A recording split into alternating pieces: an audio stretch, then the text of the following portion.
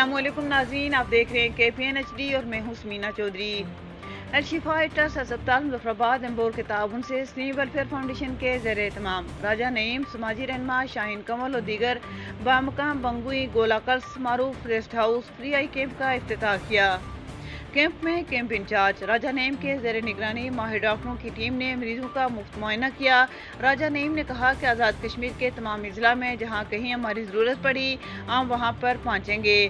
दूर दराज के इलाकों में फ्री आई कैंप लगाना हमारी तरजीहात है, खुसूसन दूर दराज के इलाके हमारा फोकस हैं। मज़ीद अवाम इलाका के मुअज़्ज़ज़ीन शाहीन कमल की क़यादत में अल-शिफा आई ट्रस्ट अस्पताल मुजफ्फराबाद एम्बोर के डॉक्टर्स और इंतज़ामिया का शुक्रिया अदा किया और उम्मीद की कि वो इस तरह के आई कैंप्स के ज़रिए यहाँ के गरीब आवाम की खिदमत करते रहेंगे। कैंप में 200 से ज़्यादा मरीजों की आंखों का मुआयना किया गया।